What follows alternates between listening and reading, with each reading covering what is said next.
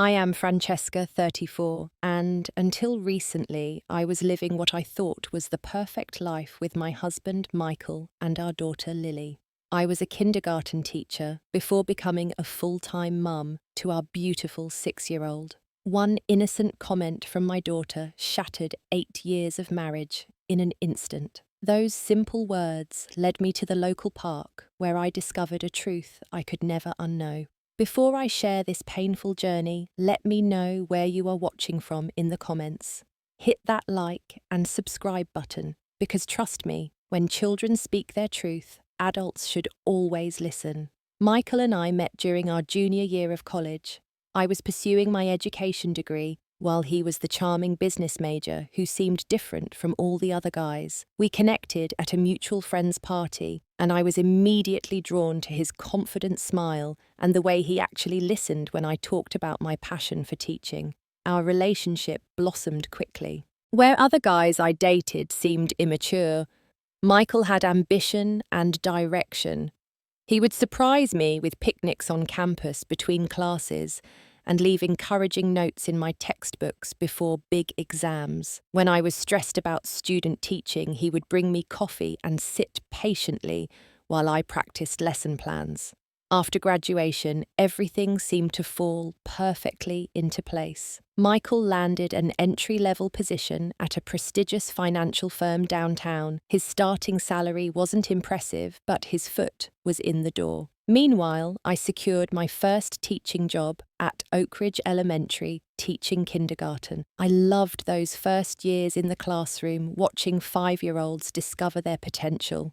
2 years into dating, Michael proposed during a weekend trip to the beach. It wasn't extravagant, just the two of us walking along the shore at sunset when he dropped to one knee. The ring was modest, but the promise felt enormous. We planned a small wedding, intimate and meaningful rather than showy. My father cried walking me down the aisle, and Michael looked at me like I was the only woman in the world. Our first apartment was a cramped one-bedroom on the 3rd floor of an older building. The kitchen barely fit both of us, but we would cook dinner together, bumping hips and stealing kisses between chopping vegetables. Those early days of marriage were filled with dreaming about our future, while making the most of our present. Michael began working longer hours as opportunities for advancement appeared. I noticed his absence but rationalized it as necessary sacrifice for our future. When he missed our monthly date nights because of last-minute meetings, I would feel a twinge of disappointment but push it aside. He was building something for us, I told myself.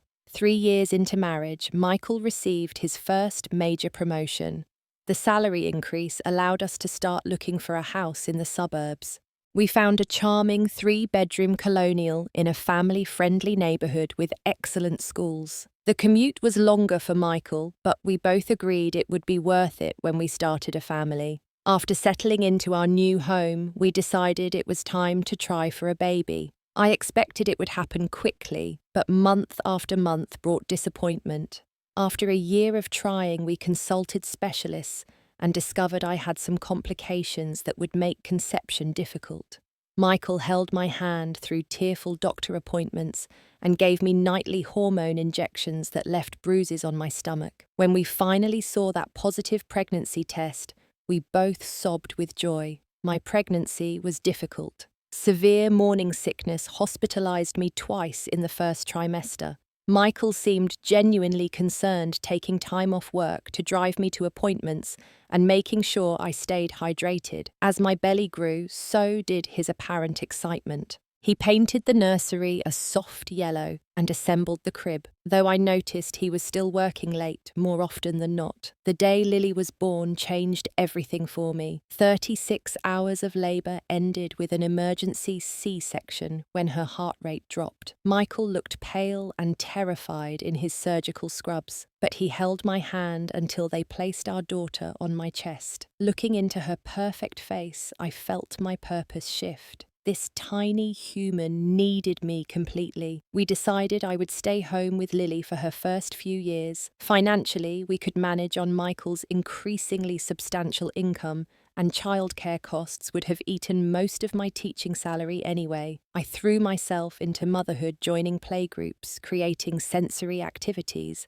and documenting every milestone. Michael would smile at my enthusiasm when he got home, though those arrivals grew later and more unpredictable. Our neighbourhood was filled with young families, and I quickly built a social circle of other stay-at-home mums. We would meet at the local playground while our toddlers explored and exchanged tips on sleep training and picky eating. I found myself becoming known as Michael's wife and Lily's mum, rather than Francesca the teacher. Somehow, I didn't mind. My identity felt comfortably wrapped in my family roles. For our 5th anniversary, Michael surprised me with dinner at the upscale restaurant where we had celebrated our engagement. He gave me a diamond bracelet that must have cost several $1,000s. I was touched by the gesture, but couldn't help noticing how he checked his phone repeatedly throughout dinner. When I asked about work, his answers were vague. I chose to focus on the bracelet sparkling on my wrist rather than the distance I felt across the table. As Lily approached preschool age, I began thinking about returning to teaching. I missed the classroom and the sense of purpose that came from educating young minds. One evening, over dinner, I broached the subject with Michael. I was thinking about applying for the opening at Lily's preschool, I said, passing him the salad bowl. It would be perfect since I would be on the same schedule as Lily, and they offer a tuition discount for staff children. Michael frowned slightly, setting down his fork. Do we really need the money? I thought we agreed you would be home for Lily. It is not about the money, I explained. I miss teaching, and Lily is becoming more independent now. I just think she needs her mother around, Michael said firmly. My mum stayed home until I was in middle school. Besides, with my schedule, someone needs to be available for Lily. I noticed the irony in his statement, but swallowed my retort. His schedule increasingly included work dinners that stretched past midnight and weekend client meetings that took him away from family time. Just last month, he had missed Lily's dance recital for an emergency conference call that couldn't be rescheduled. Other changes in Michael had been subtle at first. His phone was now password protected and he would step into another room to take calls. He joined a gym and bought new clothes, suddenly concerned about his appearance in ways he hadn't been before. When I complimented his new haircut, he seemed almost nervous about my attention. Our intimate life had dwindled as well. Where we once couldn't keep our hands off each other, weeks now passed without any physical connection. When I initiated, he was often too tired or stressed about a big presentation. I started wondering if something was medically wrong, but wasn't sure how to broach the subject. One afternoon, while paying bills, I noticed several charges on our credit card statement from restaurants I didn't recognize. All on evenings Michael claimed to be working late at the office. There was also a charge from a jewelry store dated 2 weeks before our anniversary. The bracelet had been planned well in advance, not the spontaneous gesture of affection I had imagined. I called my best friend Amanda to voice my concerns over coffee while Lily was at preschool. I don't know, maybe I'm overthinking this, I said, stirring my latte absently. But something feels off lately. Michael is never home, and when he is mentally elsewhere. Amanda reached across the table to squeeze my hand. Honey, you are probably just adjusting to Lily being in school. It is normal to focus more on your marriage when your child needs you less. Have you tried planning a weekend away, just the two of you? I nodded. I suggested that last month, but Michael said he couldn't get away from work right now. It is always work. Men get caught up in provider mode, Amanda offered sympathetically. Talk to him directly about how you are feeling. Communication is key, right? I took her advice and tried to talk to Michael that weekend, but he deflected my concerns with practiced ease. He blamed work stress and promised things would calm down after his current project wrapped up. I wanted to believe him. A week later, Michael came home with a small box from an exclusive boutique downtown. Inside was a pair of sapphire earrings that matched my eyes. When I asked about the occasion, he simply said he had been working too much and wanted to show his appreciation. The earrings were beautiful, but the gesture felt like compensation rather than connection. For a brief period after that, things seemed better. Michael made it home for dinner more often and asked about Lily's day at preschool. He suggested a family trip to Disney World for Lily's birthday, and I allowed myself to hope we were turning a corner. When Lily started kindergarten, I increased my involvement at her school, volunteering in the classroom twice a week. I enjoyed being back in an educational environment, even in a limited capacity. During pickup times, I would chat with other mothers and occasionally hear whispered gossip about marriages in crisis or affairs discovered. "Did you hear about the Andersons?" one mother would whisper. "She found hotel receipts in his jacket pocket." So cliché. I would always defend the sanctity of marriage in these conversations. People jump to conclusions too quickly, I would say. Marriages go through phases. Communication and trust get you through the rough spots. The irony of my words would only become apparent later. The first real crack in my denial appeared when Michael missed Lily's first school performance. She had a speaking part in the kindergarten harvest play and had practiced her 3 lines for weeks. An hour before the performance, Michael called to say an emergency meeting with international clients couldn't be rescheduled. I watched Lily scan the audience repeatedly during the performance, her small face falling when she couldn't find her father. Later, putting her to bed, she asked in a small voice, "Did Daddy not want to see me be a pumpkin?" "Of course he wanted to be there, sweetie," I assured her, fighting back tears. Sometimes grown-ups have important work things they cannot change, but I recorded it all, and he promised to watch it tomorrow. He never did ask to see the recording.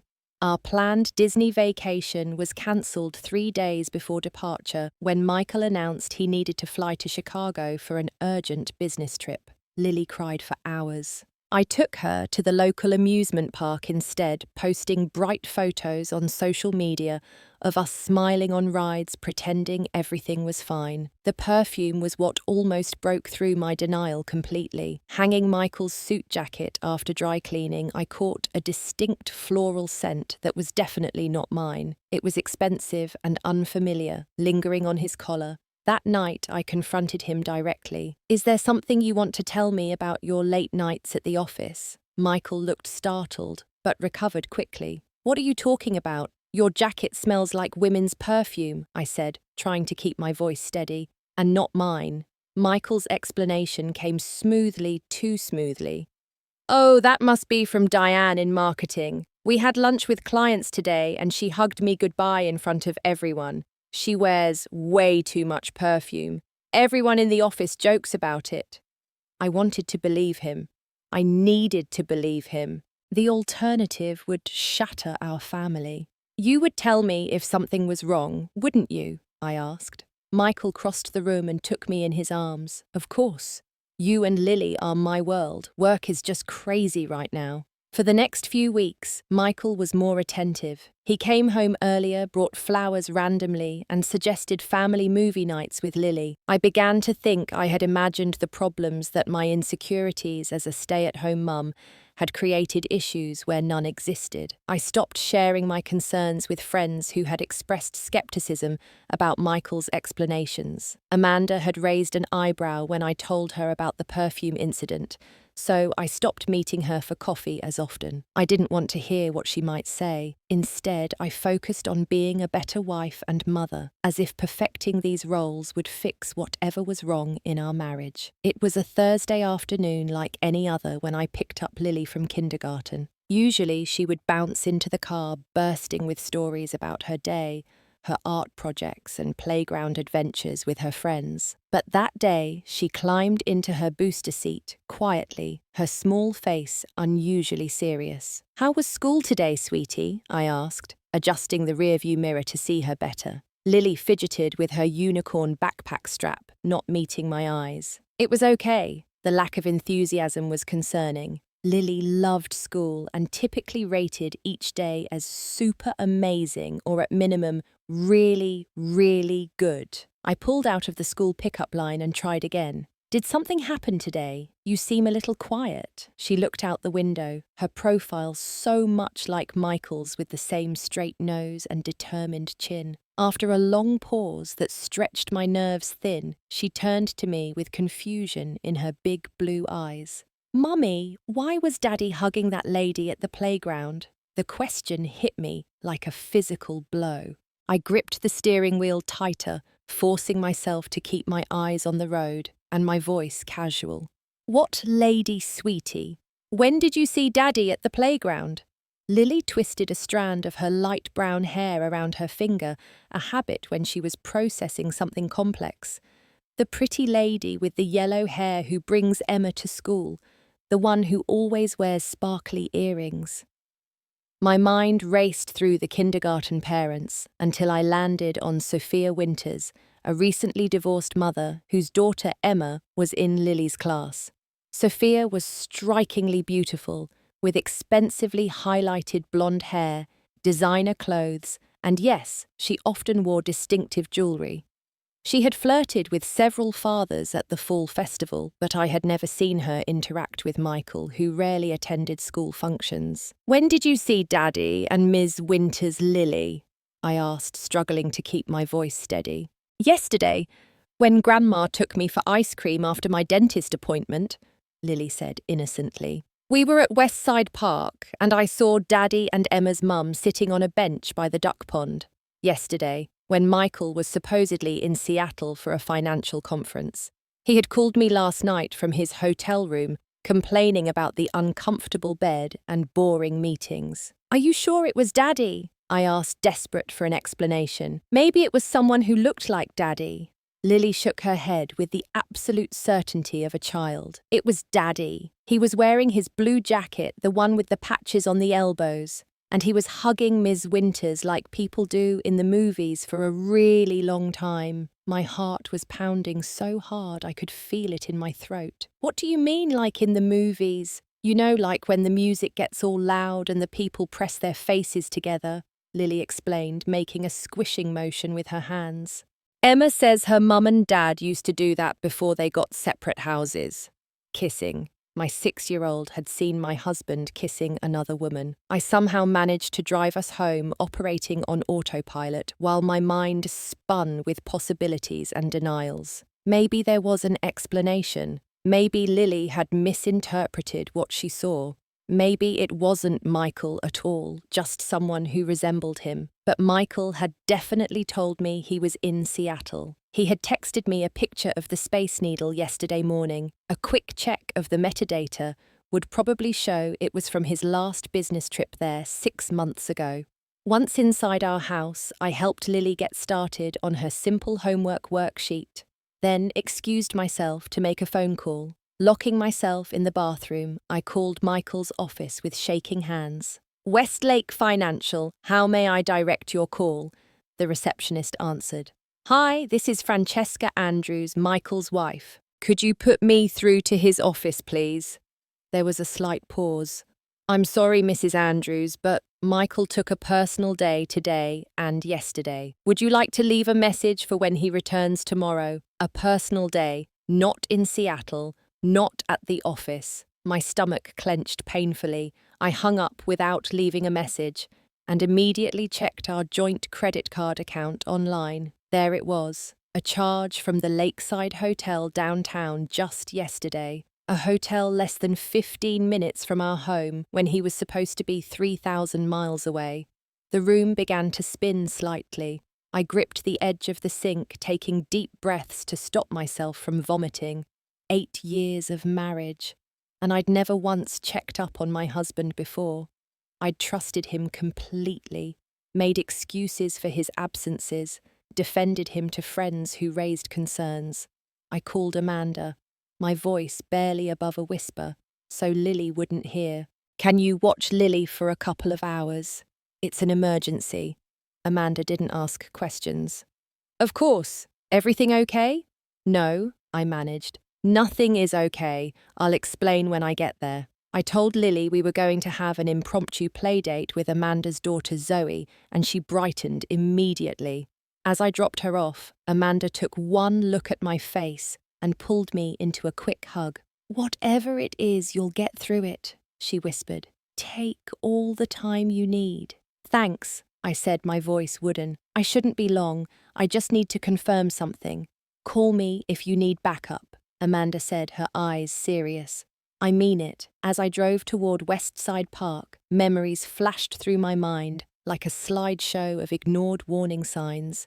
Michael's increasingly frequent absences, password-protected phones, unexplained expenses, the perfume, the way he would position himself away from me when taking certain calls, the decrease in physical intimacy. All the classic signs of infidelity that I had willfully ignored because I couldn't face what they might mean for our family, for Lily's stability, for my identity as Michael's wife. I had been so determined to maintain our perfect image that I'd become blind to the fractures spreading beneath the surface. I parked my car at West Side Park, a sprawling green space with playgrounds, walking paths, and a central duck pond that attracted families and couples. My hands were still trembling as I turned off the engine. Part of me wanted to drive away to preserve the illusion of my marriage for just a little longer, but Lily's innocent words echoed in my head. Daddy was hugging that lady like in the movies. I had to know the truth, no matter how much it hurt. The park was busy for a weekday afternoon. A group of mothers watched toddlers on the smaller playground, while older children raced around the larger equipment. I scanned the parking area, but didn't see Michael's grey sedan. My heart lifted momentarily, hope flickering that perhaps Lily had been mistaken after all. Then I spotted Sophia's distinctive red SUV with the personalised license plate. Sofwin. She was here at least. I gathered my courage and began walking toward the duck pond, staying on the perimeter path, where trees provided some coverage. The central area of the park opened to a scenic pond, with benches placed strategically for viewing the water and ducks that made their home there. I approached slowly, my heartbeat thundering in my ears. At first, I saw only strangers. An elderly man feeding birds, a young couple, with a stroller, two women jogging together. Then I spotted Sophia, sitting alone on a bench near the water's edge. She looked casually elegant in fitted jeans and a cream sweater, her blonde hair catching the afternoon sunlight. She was looking at her phone, occasionally glancing up as if waiting for someone. No Michael in sight. Relief washed over me, followed immediately by doubt. What was I doing here spying like this? Maybe Lily had confused days or people. Maybe I was making a fool of myself over nothing. I was about to retreat when movement caught my eye. Michael was approaching from the direction of the park's small cafe carrying 2 coffee cups.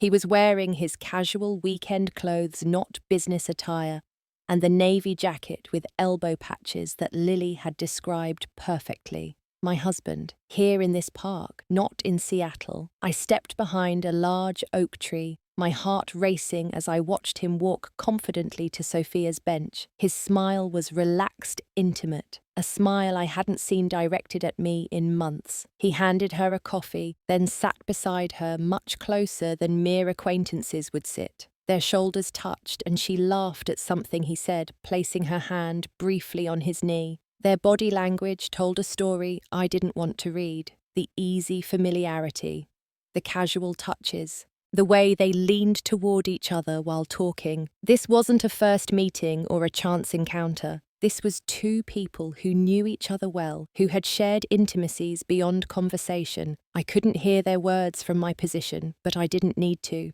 Everything was written in their movements, in the comfort they showed with each other's personal space. Michael brushed a strand of hair from Sophia's face, his fingers lingering against her cheek in a gesture so tender it made me physically ill.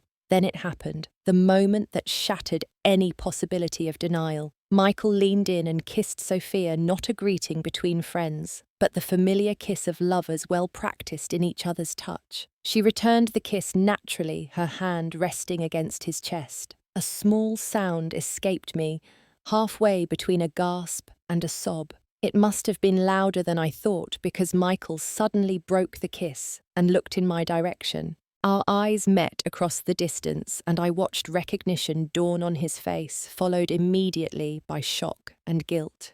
He stood abruptly, saying something urgent to Sophia, who turned to look in my direction with confusion. I couldn't bear to see more. I turned and ran back toward the parking lot. My vision blurred with tears I refused to shed in public. "Francesca," I heard Michael call behind me. "Wait! Let me explain." I reached my car just as he caught up to the parking lot. I fumbled with my keys, dropping them once before managing to unlock the door. Michael was running now, calling my name. "Franny, please, it's not what you think." I started the engine as he reached my window, pounding on it with his palm. His face was panic-stricken, a look I had never seen on my confident husband. "5 minutes, just give me 5 minutes to explain," he pleaded, trying the door handle, which I had thankfully locked. I reversed out of the parking space, nearly hitting another car in my haste. Michael continued calling after me, but his voice faded as I accelerated away from the park, away from the scene that had just destroyed my marriage. I made it about 2 miles before I had to pull into a grocery store parking lot.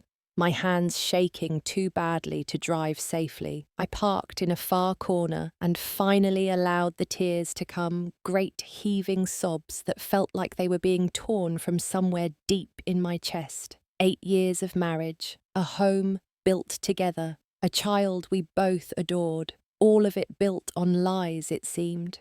How long had this been going on? Was Sophia the first, or just the latest? How many business trips had actually been covers for time with her or others? My phone began buzzing incessantly, with texts and calls from Michael. "Please come home so we can talk." It's not what it looked like. "I never meant to hurt you. Think of Lily. Don't make any rash decisions." His final text simply read, "It's not what you think. Please let me explain."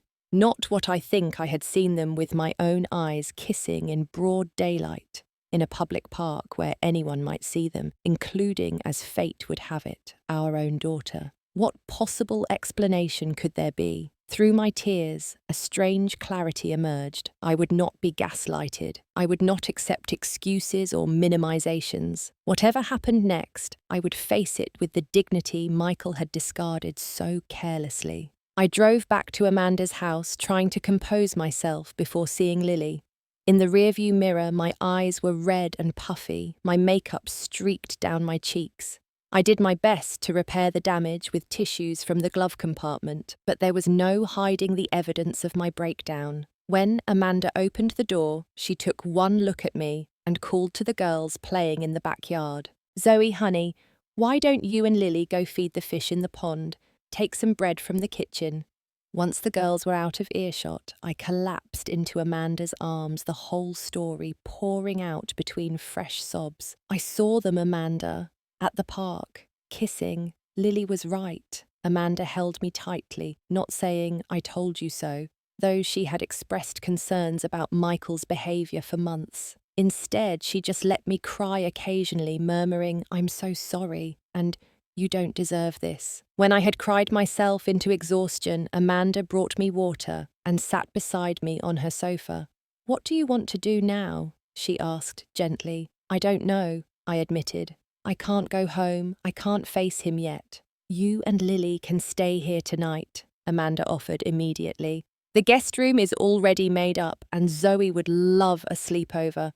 I nodded gratefully, then looked toward the backyard where Lily was laughing with Zoe, blissfully unaware that her world was about to change forever. What am I going to tell her? How do I explain this without damaging her relationship with her father? Amanda squeezed my hand. "You don't have to figure everything out tonight. One step at a time." As evening fell, my phone continued to blow up with calls and texts from Michael. I finally texted back a simple message. "Lily and I are safe. We're staying with friends tonight. Do not try to contact us again today." He responded immediately. "Please don't do this. Let me come explain. I love you and Lily more than anything." I turned off my phone. My sister Gabriella called Amanda's landline after apparently getting no response from my cell. I hadn't told her anything yet, but Amanda must have heard the concern in her voice, because she handed me the phone with an encouraging nod. "Gabby," I said, my voice cracking, "everything's falling apart." "I'm booking a flight right now," she said without hesitation, though she lived across the country. What happened? I gave her the condensed version, each word painful to speak aloud. "That bastard," Gabriella hissed. "I'll be there by morning. Have you called Mum and Dad?" I hadn't. Our parents lived 2 hours away, and I dreaded telling them, especially my father, who had welcomed Michael into our family so warmly. "Not yet. I'm still processing everything." "I'll call them," Gabriella offered. "Dad will want to drive up tonight." "Tell them not to," I said quickly. "Lily doesn't know anything yet, and I need some time to figure out how to tell her." After hanging up, I faced the challenge of explaining to Lily why we were having an impromptu sleepover. She was initially excited about staying with Zoe, but as bedtime approached, she grew confused. "Why aren't we going home?" she asked as I tucked her into the guest bed. "And where's Daddy?" Daddy had to work late. I lied, hating myself for it, but not ready to tell her the truth. And I thought it would be fun to have a special sleepover with Zoe. "We will figure things out tomorrow, okay?" She accepted this with a child's flexibility, though I saw questions in her eyes that would eventually need answers.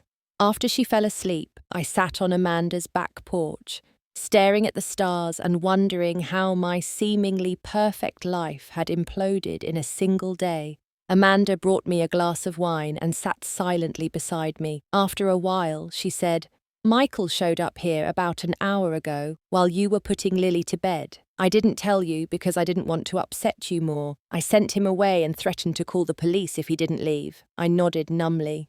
"Thank you. He left flowers," she added. "I put them in the trash." A fresh wave of tears threatened, but I was too emotionally drained to produce more. Instead, I felt a hollow ache spreading through my chest, as if something vital had been surgically removed. "What did I miss, Amanda?" I whispered. "How could I not have seen this coming?" She shook her head. "You trusted your husband. That's not a crime, Francesca. He's the one who betrayed that trust." I barely slept that night, tossing in Amanda's guest bed, while my mind replayed the scene at the park in endless loops. By morning, my parents had arrived, despite my request. My father's face etched with a fury I had never seen before, my mother bringing practical support in the form of home-cooked meals and a steadying presence. As I sat in Amanda's kitchen, drinking coffee, I couldn't taste my phone buzzed with a text from an unknown number. It was Sophia. "I'm so sorry. I didn't know he was still with you. He told me you were separated and working through the divorce privately for Lily's sake. I would never have gotten involved with a married man." The text brought fresh pain, but also crucial information. Michael hadn't just betrayed me with an affair. He had systematically lied to everyone involved. I forwarded the text to my own email as evidence, then blocked the number without responding. Michael appeared at Amanda's door around 10 that morning, looking haggard in yesterday's clothes. My father intercepted him in the driveway, their heated conversation visible through the window, though I couldn't hear the words. Eventually, my father pointed firmly away from the house, and Michael reluctantly returned to his car and drove away. "He wants to talk to you," my father reported, returning inside with tight lips. I told him now wasn't the time. I was grateful for the buffer, but knew I would eventually have to face Michael. Lily deserved parents who could at least be civil, and practical matters, like living arrangements and finances, needed discussion. Amanda's friend Caitlin, a divorce attorney, agreed to meet with me that afternoon, while my parents took Lily to the park, carefully avoiding Westside Park, where this nightmare began. "Document everything," Caitlin advised in her office. "Save texts, emails, credit card statements. Connecticut is a no-fault divorce state, but infidelity can still impact alimony and property division if you can prove financial waste." The word divorce made me flinch, though I knew it was inevitable. Caitlin continued with practical advice about securing finances and establishing temporary custody arrangements. She helped me draft an emergency filing that would protect our joint assets until formal proceedings began. "You need to return home with Lily soon," she said gently. "Legally, it establishes your intent to maintain primary residence with your child. I suggest having Michael stay elsewhere." The thought of returning to our home filled me with dread, but I nodded. "My father and brother-in-law can help me change the locks." Legally, you can't lock him out of a jointly owned property without a court order, Caitlin warned. But you can ask him to leave voluntarily. Document any refusal. Armed with legal knowledge and family support, I finally turned my phone back on and texted Michael. We need to talk. Meet me at the house tomorrow at 10 a.m. Come alone. His response was immediate. Thank you. I love you. We can fix this. His words felt hollow, meaningless after what I had seen. There was nothing to fix, only wreckage to navigate. That night, I had to tell Lily a simplified version of what was happening. Sitting on Amanda's guest bed, I held her small hands in mine. Sweetie, Mommy and Daddy are having some grown-up problems right now. I began choosing my words carefully. We're going to need some time apart to figure things out. Her bottom lip trembled. Is it because of what I told you about Daddy and Emma's mum? My heart broke all over again. No, sweetie, absolutely not. You did nothing wrong. In fact, you were very brave to tell me what you saw. Grown-ups should always be honest, and you were honest with me. Is Daddy in trouble? She asked in a small voice. I swallowed hard. Daddy made some choices that hurt our family. But he still loves you very, very much. That will never change. Are you and Daddy getting separate houses like Emma's parents? Her directness was both painful and relieving. I don't know yet, I said honestly. But whatever happens, you will always have both of us, just maybe in a different way than before.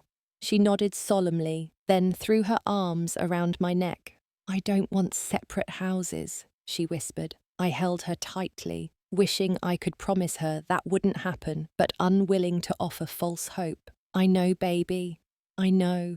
The first month after discovery was the hardest. Returning to our home felt like entering a museum of a life that no longer existed. Every room held memories now tainted by betrayal, from the kitchen where we had danced while making pancakes on Sunday mornings, to the living room where we had opened Christmas presents as a family. Michael had agreed to move into a hotel temporarily, though he argued passionately against it. Our first face-to-face conversation after the park incident was excruciating. He arrived at the house with flowers and tear-filled eyes, immediately launching into a practiced speech about mistakes and forgiveness. It didn't mean anything, he insisted, following me from room to room, as I refused to sit down with him. It was just physical, a stupid mistake that got out of hand. How long? I asked the only question that mattered in that moment. He hesitated, confirming my suspicion that this wasn't a one-time indiscretion. A few months, he finally admitted. With Sophia, or were there others? His silence told me everything. 7 months, he finally said, looking at the floor. Just with Sophia, I swear. 7 months. More than half a year of lies, deception, and betrayal, while I worked to be a better wife and mother, blaming myself for our disconnection. It started at a school fundraiser, he continued, seemingly relieved to confess. You had stayed home with Lily because she had that fever. Remember, Sophia was on the planning committee with me. We had drinks afterward and— Stop! I cut him off, unwilling to hear the details. I don't need a play-by-play of how you betrayed me. I need you to pack a bag and give me space. This is my home too, he protested. What about Lily? She needs her father. You should have thought about that before you started living a double life, I said coldly. You can see Lily whenever you want, but I can't live with you right now.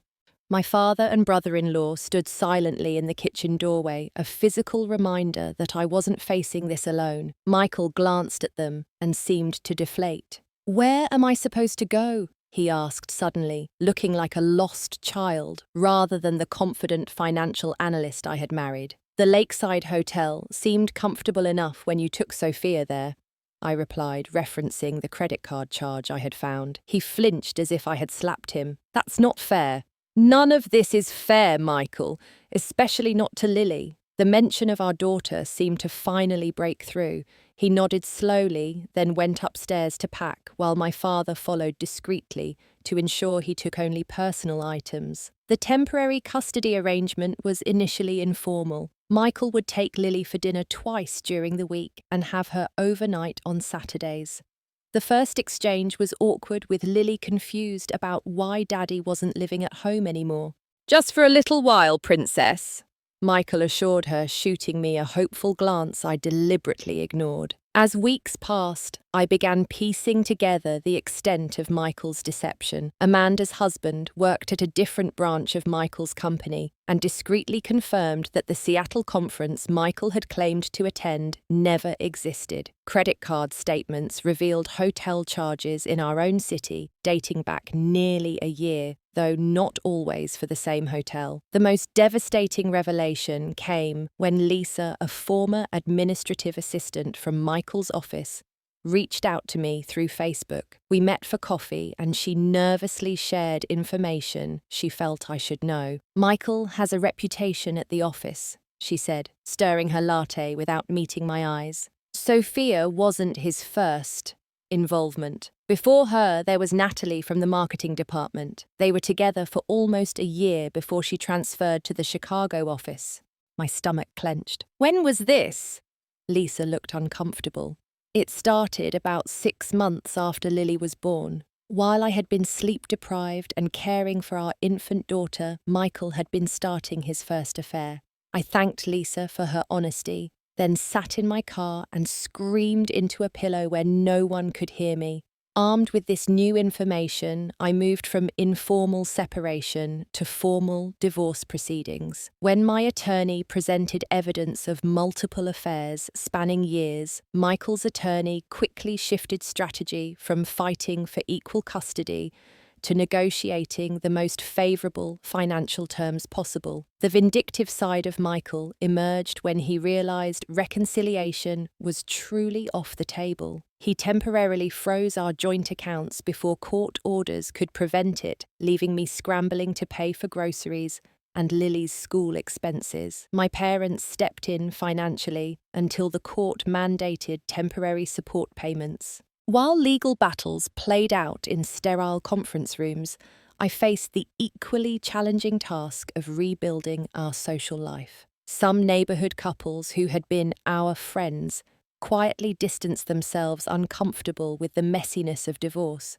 Others surprised me with their loyalty, particularly Amanda and her husband, who included Lily and me in family outings and holiday gatherings. The mothers from Lily's school created an unexpected support network. After an awkward period where Sophia withdrew Emma from the class and enrolled her elsewhere, several mothers reached out individually. "We always thought something was off with his story," confided one mother during a playdate. "He told Sophia you two were separated, but keeping it quiet for Lily's sake. When we saw you at school events looking like the perfect family, some of us wondered. I'm sorry none of us said anything.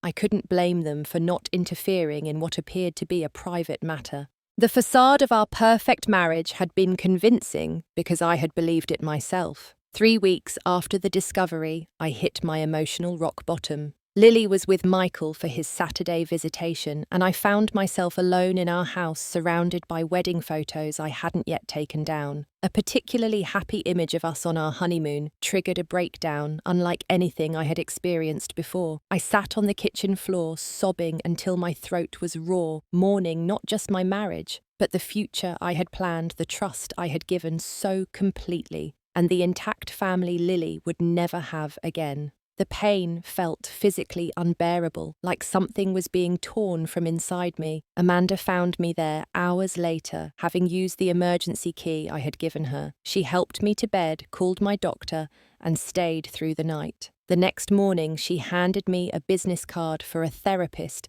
specializing in betrayal trauma. "You need more than just friends right now," she said gently. "Professional help isn't admitting weakness. It's acknowledging the magnitude of what you're going through."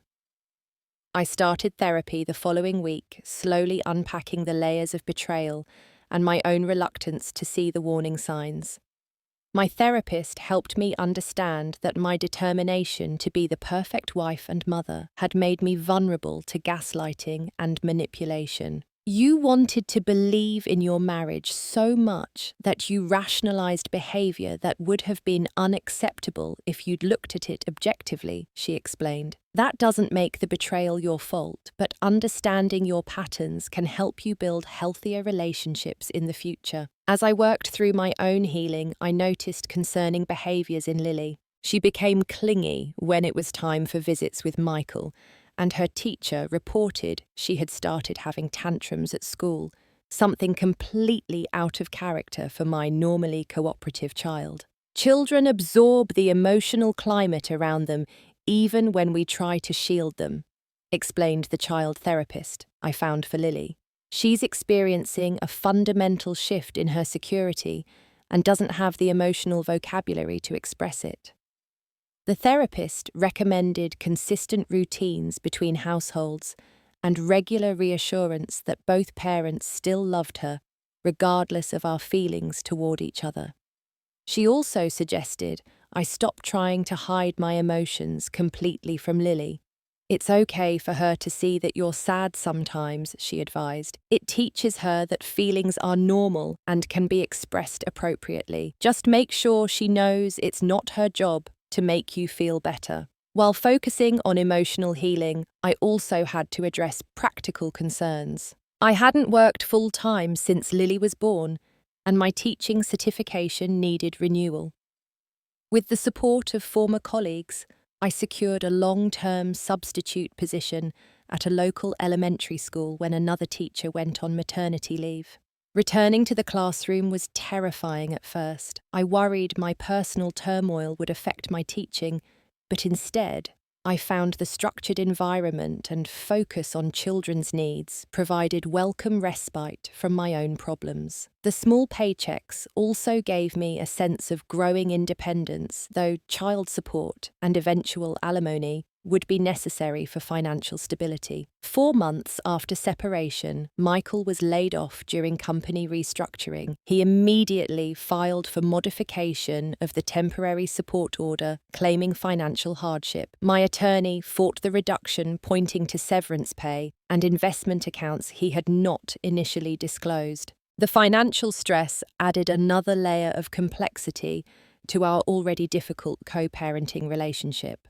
Michael began missing scheduled visits, claiming job interviews and networking events took priority. Lily would wait by the window, overnight bag, packed only to dissolve into tears when he called to cancel at the last minute. After the 3rd consecutive cancelled visit, I confronted him during our next exchange. "Your issues with me are separate from your responsibilities to Lily," I said firmly. "She doesn't understand why her daddy keeps disappearing." "I'm trying to secure our financial future," he snapped. "Interviews don't follow your convenient schedule." "Our daughter isn't a convenience, she's a priority," I replied. "Figure it out, Michael. She deserves better."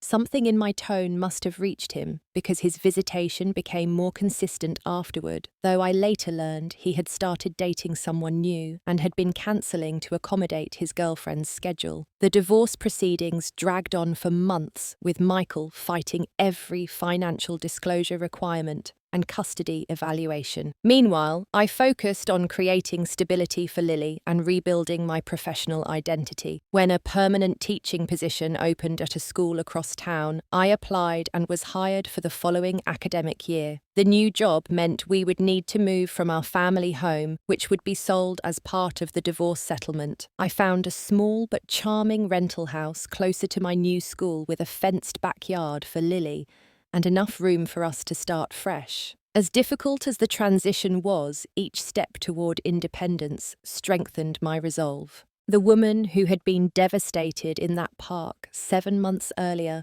was gradually being replaced by someone stronger, someone who recognized her own worth beyond the roles of wife and mother. 1 year after the day Lily innocently revealed her father's betrayal, our divorce was finally official. The settlement provided primary physical custody to me, with generous visitation for Michael child support, and limited alimony while I re-established my teaching career. Our family home had been sold with proceeds divided according to the court's determination, after accounting for Michael's financial misconduct.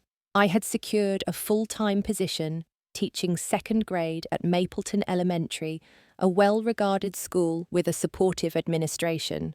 The smaller house I rented for Lily and me had become a true home decorated with her artwork and free from painful memories of my marriage. On the anniversary of that fateful day, I sat on our new patio after Lily was asleep, reflecting on the journey of the past year. The pain hadn't disappeared entirely, but its sharp edges had softened. I no longer woke up every morning with that hollow ache in my chest, and I could now think about the future with hope rather than dread. A notification chimed on my phone, an email from an unexpected source. Sophia had written a lengthy apology explaining that Michael had continued his pattern of deception, with her eventually cheating on her, just as he had on me. I believed I was special, she wrote. Now I understand I was just another chapter in his pattern. I'm truly sorry for the pain I contributed to, however unwittingly. You deserved better, and so did your daughter. Reading her words, I felt an unexpected wave of compassion. Sophia had been deceived too, albeit in different ways. Michael's ability to compartmentalize his life had damaged multiple women and likely would continue to do so until he confronted his own issues. I responded briefly, thanking her for the apology and wishing her healing. Forgiveness wasn't fully possible yet, but the exchange helped release some of the bitterness I had carried. My first attempt at dating came 6 months after the divorce was finalized, a coffee meeting with a science teacher from a neighboring district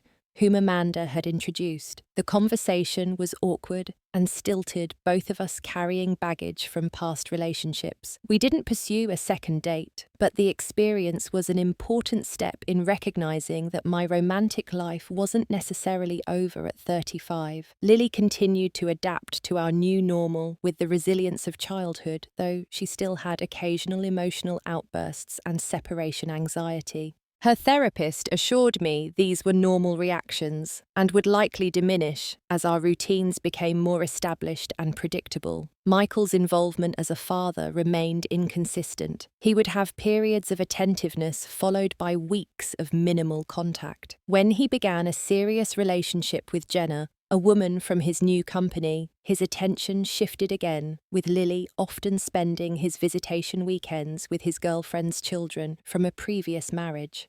During a parent-teacher conference, Lily's first-grade teacher mentioned she had written a story about having 2 different lives, one with Mum and one with Dad. It was actually quite insightful for a child her age, the teacher noted. She wrote that sometimes it's confusing, but she gets double birthday parties, which she thinks is pretty cool. Leave it to my daughter to find the silver lining, I thought, with a mixture of pride and sadness. I maintained a cordial relationship with Michael for Lily's sake, limiting our discussions to parenting matters and practical concerns. The anger had largely subsided, replaced by a detached recognition of who he truly was versus who I had believed him to be. Many of the friendships I had neglected during my marriage were cautiously rekindled. Amanda remained my closest confidant, the person who had seen me at my absolute worst and never wavered in her support. "Remember when you thought your life was over?" she asked during a rare child-free evening of wine and conversation on my patio. "Look at you now. Teaching again, making a beautiful home for Lily, even considering dating." I smiled, recognizing the truth in her words. "I never thought I'd say this, but in some ways I'm happier now than I was in my marriage. At least my life is authentic now, not built on lies and pretense." Amanda raised her glass. To authenticity, and to Lily's innocent honesty that day, as painful as it was. I clinked my glass against hers. I still can't believe my 6-year-old had the courage to tell me what she saw when I had been ignoring the signs for years. "Children see truth more clearly sometimes," Amanda observed. "They haven't learned to rationalize like adults." That conversation stayed with me, prompting deeper reflection on the lessons of the past year. My marriage had crumbled because of Michael's betrayal, but my own unwillingness to see warning signs had allowed his deception to continue far longer than it might have otherwise. I had been so invested in the image of a perfect family that I had ignored reality, making excuses for behaviours that should have raised serious concerns. The painful awakening had ultimately freed me to build a more authentic life, one based on truth rather than illusion. At Lily's school, I met Jake, a single father raising his son Tyler after his wife died from cancer 2 years earlier. Unlike my tentative coffee date conversations with Jake, flowed easily during school functions and eventual playdates between our children. He understood the complexities of single parenthood and moved at a respectful pace that acknowledged both our past wounds. 6 months of friendship gradually evolved into something more, though we were careful to keep our relationship separate from our children's friendship until we were certain of its stability.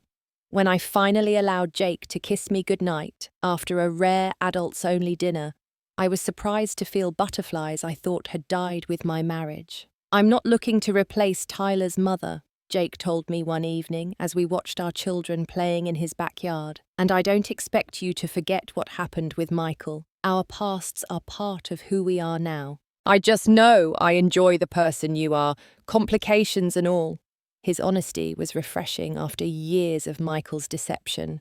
While our relationship was still new and uncertain, it offered hope that trust might eventually be possible again. The most unexpected development came when Michael's parents reached out, requesting to maintain a relationship with Lily despite the divorce. They had initially sided with their son, believing his minimized version of events, but had gradually recognized the pattern of behavior that had destroyed our marriage. "We love our son," his mother said during an awkward but necessary conversation, "but we don't condone what he did to you and Lily. We'd like to be part of her life if you're comfortable with that."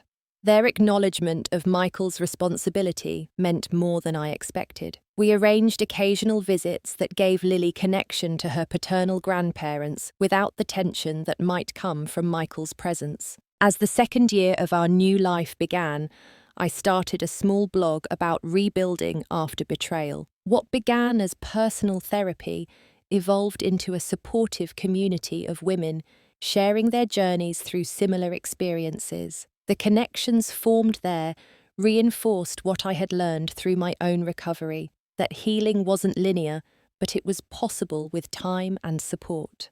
One evening, after attending Lily's school talent show alone because Michael had another unavoidable conflict, I experienced a profound moment of clarity. Watching my daughter confidently perform her poem on stage, I realized I no longer felt that stab of anger at Michael's absence or embarrassment at sitting alone among coupled parents.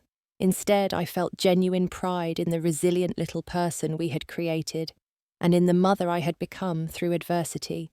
The life we now shared wasn't the one I had planned, but it was rich with authentic connections, hard-won wisdom, and new possibilities. I thought back to that innocent question in the car that had changed everything. "Mummy, why was Daddy hugging that lady at the playground?" The pain of that moment had been excruciating, but the truth it revealed had ultimately set me free from a marriage built on deception. The most valuable lesson from this journey was learning to trust myself, my instincts, my capabilities, my worth beyond the roles of wife and mother. The woman who had once defined herself primarily through her marriage now stood confidently on her own, creating a life of integrity and purpose. Lily and I planted a small garden at our new home that spring, a symbol of our new beginnings. As we pressed tiny seeds into the soil, I explained how something beautiful could grow from something so small with proper care and patience. "Just like us, right, Mum?" Lily asked, her intuition surprising me once again. "We got hurt, but we're growing something new, out of the mouths of babes indeed." Have you ever had a moment when a child's innocent observation completely changed your life? I would love to hear your stories in the comments below. If this resonated with you, please like and subscribe to hear more stories of healing and transformation. Share this with someone who might need to know they are not alone in rebuilding after betrayal. Thank you for listening to my journey, and remember, sometimes the most painful truths lead to the most authentic lives.